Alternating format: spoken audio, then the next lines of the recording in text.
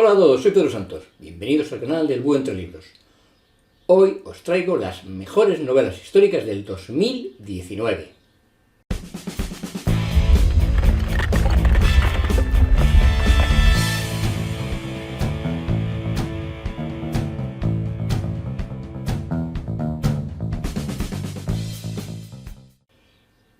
En el 2019 ha habido muy buenas novelas históricas, y eso que empecé el año un poquito flojo, con pocas lecturas, pero al final se ha precipitado y ahora vengo a traeros las mejores. La fragilidad del crisantemo, de José Antonio Vicente Alfaro. Una novela que nos va a transportar al Japón del siglo IX. Una novela que me ha gustado mucho porque a mí todo lo que tiene que ver con el mundo chino, japonés, oriental, pues a veces se me hace un poquito pesado y las descripciones, en algunos casos detallistas, pues me aburren. Y sin embargo, esta es una novela con muchísimo ritmo que nos permite ver cómo era la realidad del Japón de aquel siglo IX, después de Cristo, desde diferentes prismas, porque tenemos la historia de un campesino que termina convirtiéndose en un monje soldado. Tenemos la historia de un policía, de un oficial de policía, pero que su carrera está cortada porque no viene de una rama noble, con lo cual difícilmente va a alcanzar puestos más importantes. Y tenemos el punto de vista de una mujer, de una chica joven, pero que viene de la nobleza. La nobleza y lo que en aquellos tiempos practicaba la nobleza, la poesía, las letras, y todo ello combinado en una novela que además de histórica tiene muy buen toque de misterio y también incluso de metaliteratura, porque nos habla de las primeras novelas que se escribieron en aquella época en China. De verdad que es muy entretenida. Tiempos de esperanza, de Emilio Lara. Esta novela es Premio de Narrativa Histórica 2019 y nos va a llevar al 1212, el año de las Navas de Tolosa, que aparecerán en esta novela. En esta selección aparecerá la batalla de las Navas de Tolosa más de una vez, que nos va a narrar la realidad de aquella España medieval desde diferentes puntos de vista a través de varios protagonistas, parte de ellos reales, parte de ellos ficción. Podremos ver cómo era el mundo musulmán a través del gran mando árabe que quería asolar toda España, aquellos que perecieron en las Navas de Tolosa. Veremos también a través de dos judíes que emprenden la huida a través de Francia, veremos a través de un sacerdote, o la veremos a través del hijo de un noble que queda huérfano. Y todo ello desde una historia real, pero muy singular, como es la de un niño pastor que a su alrededor reunió miles de niños franceses para una cruzada. Ir a Jerusalén para conquistar sin armas Jerusalén y entregarla a la causa cristiana. Una historia que parece ficción, pero ya os digo, está basada en hechos reales. Muy buena también esta novela. Bueno, sí que todas las que voy a traer son buenas. Bajo un cielo escarlata, de Mark Sullivan. Con esta novela prácticamente inauguré el año. Y es una novela que a mí me ha gustado mucho porque nos muestra algo que normalmente no aparece. Parece que Italia no estuvo en la Segunda Guerra Mundial. Puedes leer historias de alemanes, de ingleses, de estadounidenses, pero Italia, cualquier día que combatió, y sí, vaya que sí estuvo. Y aquí nos narra la historia un joven héroe, entre comillas, porque en realidad, como todos los héroes, a veces es simplemente un superviviente, un chico italiano que se ve enrolado en las fuerzas alemanas, que vive la última parte de la Segunda Guerra Mundial, cuando ya estaba Estados Unidos bombardeando Italia con la defensa desesperada de los alemanes, y convertido dentro de sus filas en un espía para este ejército liberador que estaba ya recuperando Italia, para la causa aliada. Una novela entretenida. Rafael Nadal, el hijo del italiano. Pues curiosamente hablaba antes de que Italia parece que no estuvo en la Segunda Guerra Mundial, y aquí toca también el tema, aunque de un modo mucho más corto, más lateral. Se trata de unos soldados, de unos marineros, que cuando Italia está, que se pierde una guerra, que si no la pierdo, que si me retiro, no me retiro, mandan su flota a salvarse, a irse de allí. y los alemanes deciden bombardearla para que no caigan en manos aliadas. Resulta que de este bombardeo hay muchos muertos y una serie de supervivientes llegan finalmente a Puerto Español, a las Baleares, y de allí los mandan a la costa catalana. Y es la historia de algunos de estos jóvenes italianos, de su estancia en España y de cómo esto les cambió la vida. Con la historia de amor de uno de ellos, no en vano, esta novela se llama El hijo del italiano, porque presuntamente uno de ellos era hijo, precisamente, de uno de esos soldados que estuvo aquí en España. La casa alemana, de Annette Hess. Este libro, que por otra parte ha sido en superventas, es muy interesante porque de campos de concentración hay muchos libros, pero aquí lo que se nos va a narrar fue el campo de Auschwitz, lo que allí pasó, o parte de lo que pasó, desde el punto de vista alemán, porque esto es 10 años después de aquellos sucesos, el juicio contra los responsables de aquel campo de exterminio.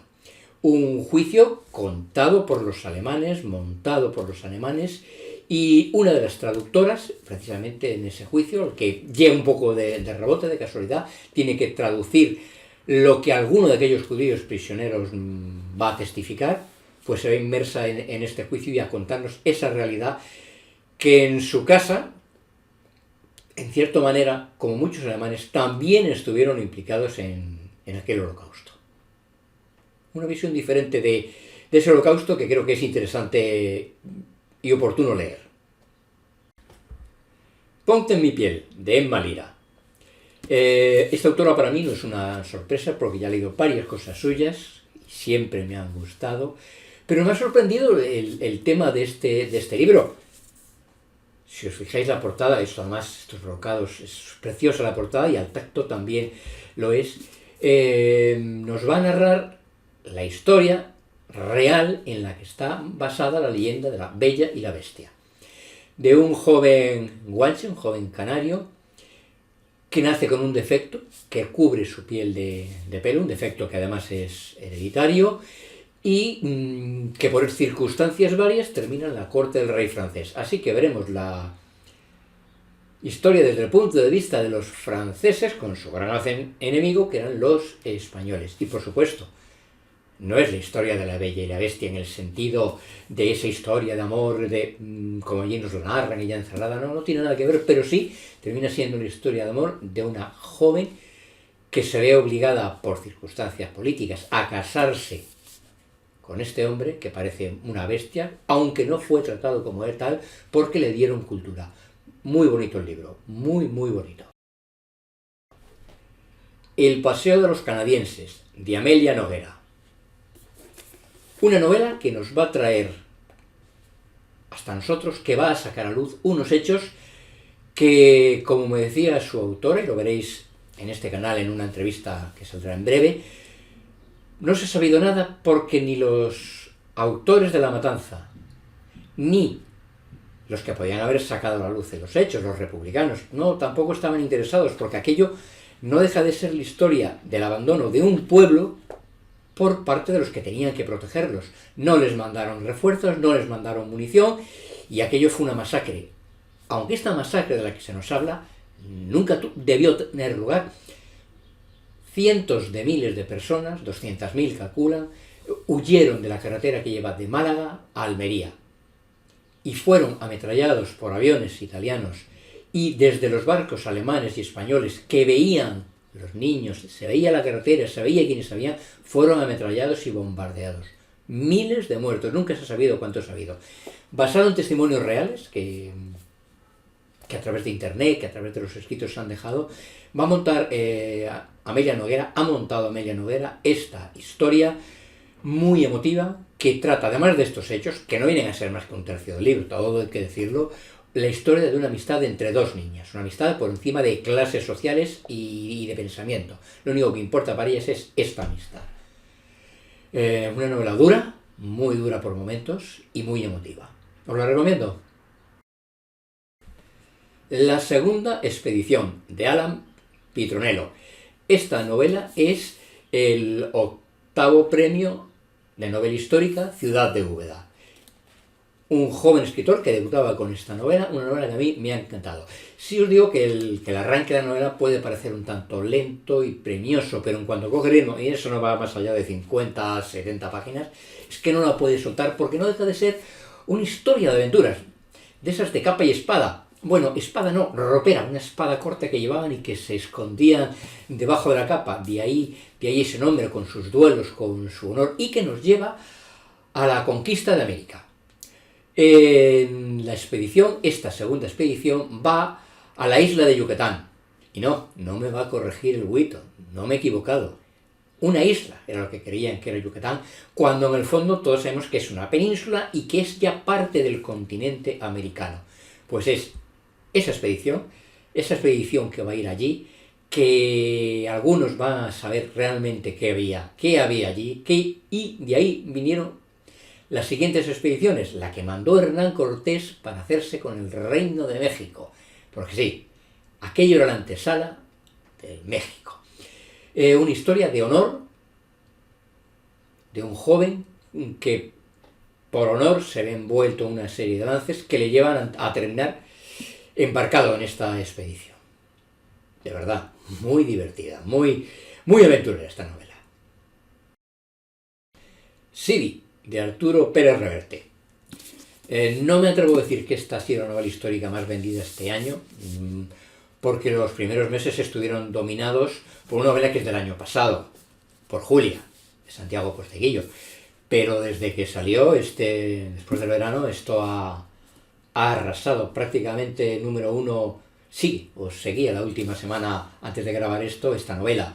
Es una novela también, en cierto modo, de aventuras. Sí, las aventuras de un personaje muy conocido por nosotros, que aquí, además, últimamente se ha hablado de que la historia que nos habían pintado del Cid no es exactamente esa, que hay mucha fábula, que si sus hijas no se llamaban así, que si la jura de Gadea fue un invento. Bueno, aquí lo que nos va a tratar es del grupo del Cid, de su mesnada, luchando a favor del rey Moro contra su otro hermano, el rey Moro.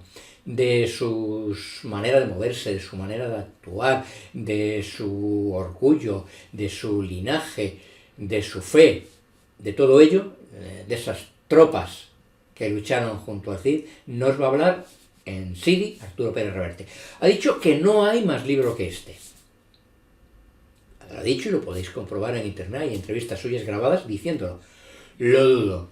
Cuando no nos cuenta más que una pequeña parte de la historia del Cid, unas 400 páginas, que tiene esta novela, y ha triunfado como ha triunfado en ventas, ¿no va a escribir una continuación que pueda haber hasta 3 o 4 libros más con este tema, con lo que ha vendido? Pues no sé yo, si la editorial no la van a presionar un poquito para que haya continuación. En principio no la hay. Pero bueno, ya veremos. Y voy a rematar con la novela histórica que a mí más me ha gustado. Fierro, de Francisco. Pese a que todos ya habéis visto, cuando hablamos de novela histórica solemos hablar de un número importante de páginas, y aquí no llega a las 400 páginas. Una historia que a mí me ha encantado, y os decía, las Navas de Tolosa. Sí, aquí vuelven a aparecer las Navas de Tolosa. Contadas no desde el punto de vista de los grandes reyes, de uno u otro bando, sino contadas desde el punto de vista de un atajador. ¿Y qué es un atajador? Pues de eso nos va a hablar la novela. De alguien que conocía muy bien el terreno. Estamos hablando en esa frontera que hoy es tuya, mañana es mía, un lado u otro, y en la que en el fondo no había prácticamente nadie, porque sabía que el que estaba allí, o de un bando o de otro, iban a arrasarlo tarde o temprano. La historia de un hombre que ha perdido todo en su vida, que perdió a su mujer, y lo único que tiene es su vara, un palo que llaman fierro, y un perro al que él llama carajo. Si queréis saber por qué le llama así, en la novela nos lo va a contar. Es la historia de una venganza que nos va a llevar a su remate en la batalla de las Navas de Tolosa. Me ha encantado esta novela. La manera de contarlo. En cierta manera es una historia, este es un personaje que también podríamos decir un tanto revertiano, aunque no tenga nada que ver. con un lenguaje que te obliga a meterte en la novela, a meterte en una época muy diferente y que es una parte importante de nuestra historia. Pues eso era lo que os quería contar. Si no queréis perderos ninguno de mis vídeos, os insisto, suscribiros, le dais a la campanita y así nos vemos. Muchas gracias por estar ahí y hasta pronto.